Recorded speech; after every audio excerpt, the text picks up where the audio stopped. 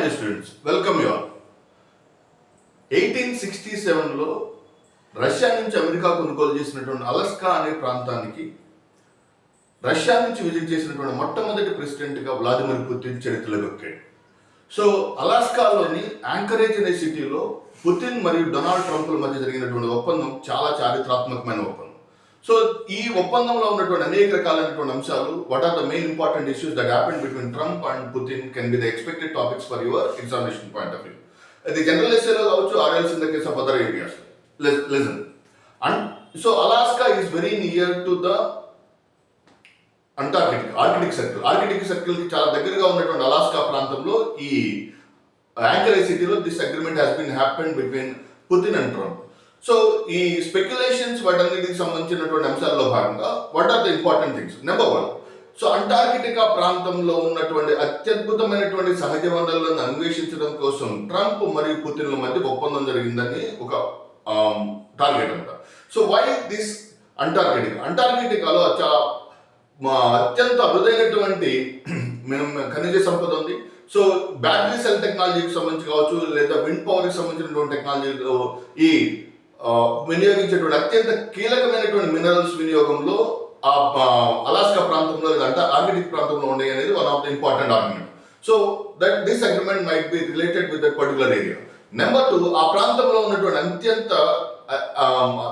అత్యల్ప ఉష్ణోగ్రతను తట్టుకునేటువంటి సూక్ష్మజీవుల మీద పరిశోధన చేయడానికి కూడా this might have been happened. Okay, so number 1 is Arctic ప్రాంతంలో ఉన్నటువంటి సహజ వనరులు, ఆర్కిటిక్ ప్రాంతంలో ఉన్నటువంటి బ్యాక్టీరియా వంటి సూక్ష్మజీవులను అధ్యయనం చేస్తూ పరిశోధన చేయడానికి వీళ్ళిద్దరి మధ్య ఒప్పందం జరిగి ఉండొచ్చు.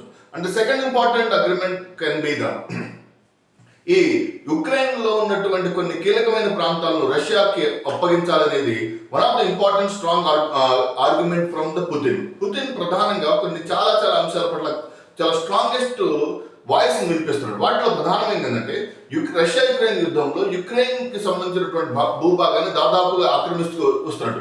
ఫర్ ఎగ్జాంపుల్ మీరు చూస్తూ ఉంటే కనుక ఈ రష్యాలో ఉన్న యుక్రెయిన్ కి కింద భాగంలో ఉన్నటువంటి చిన్న ఐలాండ్స్ కావచ్చు, or else in the case of Ukraine ఉత్తర భాగం మరియు రష్యాకి రష్యాకి బార్డర్ లో ఉన్నటువంటి యుక్రెయిన్ యొక్క ఈస్టర్న్ పార్ట్ ప్రావిన్స్ ని స్లోగా దాన్ని ఆక్రమించుకుంటూ వస్తున్నాడు. The reason is nothing but Ukraine లో ఉన్నటువంటి ఆ ఈస్టర్న్ పార్ట్ ఆఫ్ యుక్రెయిన్ చాలా అద్భుతమైనటువంటి ఖనిజ సంపదను కలిగినటువంటి ప్రాంతం అనమాట. ఓకే, సో యుక్రెయిన్ లో యాక్చువల్ గా వీట్, ఓకే, బ్రెడ్, మనకి భారతదేశానికి ఈ గోదావరి బెల్ట్ ఎంత ఫెర్టైల్ ఏరియానో అలాగే Ukraine is the wheat bowl of Europe గా చెప్తారు. సో మరియు ఈ ఈస్టర్న్ పార్ట్ ఆఫ్ యుక్రెయిన్ లో చాలా అద్భుతమైనటువంటి సహజ వనరులు ఉంటాయి. ఆ సహజ వనరులను ఎక్స్ప్లోర్ చేయాలనేటువంటి one of the important argument of the Putin. So mostly with in very coming soon, so Putin, Zelensky మరియు ట్రంప్ మధ్య త్రైపాక్షిక ఒప్పందం జరిగి ఆ ఒప్పందంలో ఆ ల్యాండ్ మాస్ ని that is going to be handed over to the Putin.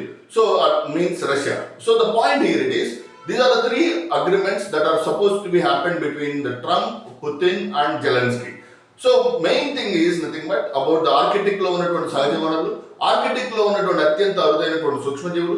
Number 3, ఈ Ukraine యొక్క యుక్రెయిన్ యొక్క తూర్పు భాగంలో ఉన్నటువంటి భూభాగాన్ని సహజ వనరులతో అత్యధిక సహజ వనరులతో ఉన్నటువంటి భూభాగాన్ని రష్యాకి అప్పగించారు.